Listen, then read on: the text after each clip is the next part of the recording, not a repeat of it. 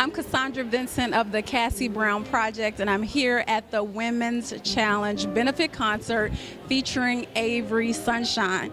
The night is sure to be an amazing one, as there are amazing artists in store, great vendors on hand, and some of the best music you'll ever hear. They're here to support the goals and dreams of women who are purchasing their first home. So the crowd is getting ready. Check it out.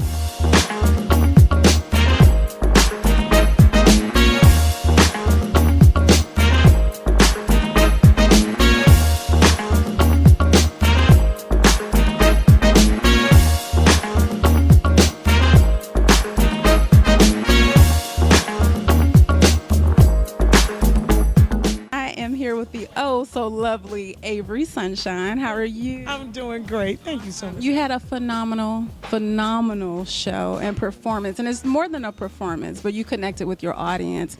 Tell me, what drives you to create such music that connects with people? My experiences, my life, my family, and that's I really have to say that it's all I know how to do is be real in that way. It's funny, my ex-husband would come to the shows and he'd say, "Do you have to tell everybody what we went through?" I was like, you have to talk about me at every show. I was like, I don't talk about you every show, but I do tell the truth. I'm gonna tell the truth. Okay. You know, and I do have to. You can't tell the truth about everything. You know what I mean? And put other people's stuff out there. But my parents were like that, just very honest, and whatever they thought, they said. Now, I'm trying not to be that way, but I say all that to say that I express that in the music, and I guess, and I'm grateful that people get that. We want that. We want people to be honest with us, and to encourage us to be honest as well. Absolutely. You know. And with that, you have such a beautiful message with your music. And one of the things that you have said, I follow you on social media, and I always see shine. Yeah. Tell us more about what that means as your music's message to shine through some of the darkest hours. What does shine mean? Yeah, shine. Be the best you that you can be. That's why you're here. So whatever that thing that you were created to do that to the best of your ability. Love to the best of your ability. That's how we shine. And the thing about life is, even we said it when we do the song "I Got Sunshine." Even when stuff is dark, you still have to keep your sunshine. When things don't look the way you need them to look, sometimes you do have to close your eyes and imagine that the sunshine is already out. You know what I mean? So that's really what it is. I have to say, I guess nothing is a mistake, but it came from the name Avery Sunshine, clearly. But there wasn't a whole lot of thought put into my name. There was something kind of at the last minute. And we said, call me Avery Sunshine, let's just do that. And it evolved into this movement of shine. And so I hope people are encouraged and empowered and reminded, why they're here. Forget all the foolishness. Go ahead and do what God has called you to do. That's how you shine. That's how you shine. Awesome. So tell me a little bit more about, you are an independent artist. And I'm sure people are knocking down your door. What words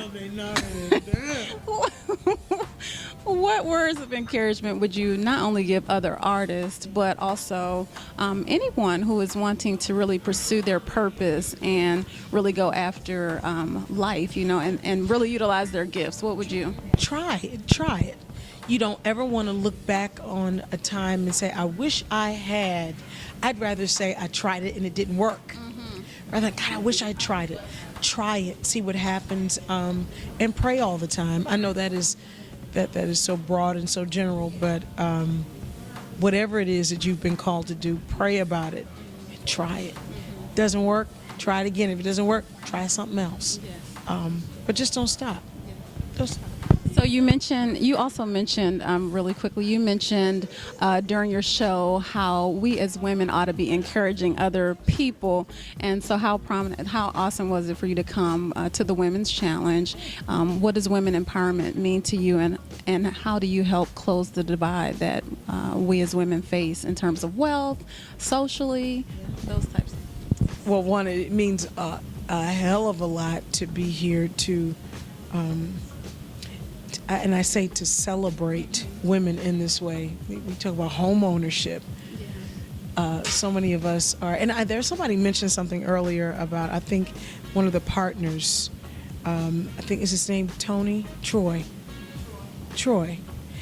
He mentioned about how women are usually taking care of everybody else, and there's nobody really taking care of us. And in starting that and starting the movement and inciting that movement, we have to encourage each other. Small ways. You're beautiful today. It's so good to see you. Oh, I love you.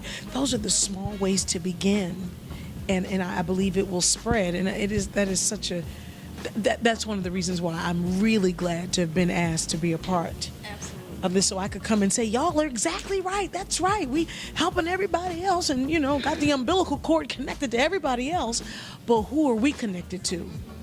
So we should connect with each other.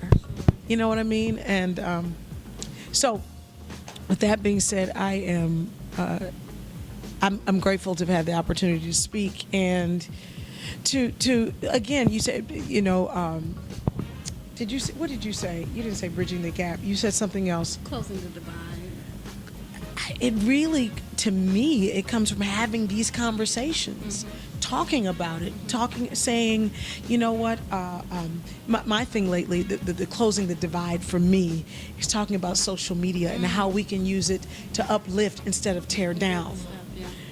We go on and we think that we can say things about celebrities and people who I guess we can't touch, and it doesn't affect them, but it does. It does. They read that stuff. We think they don't, but even if they didn't, that energy is in the atmosphere at that point, and we've got to practice not doing that.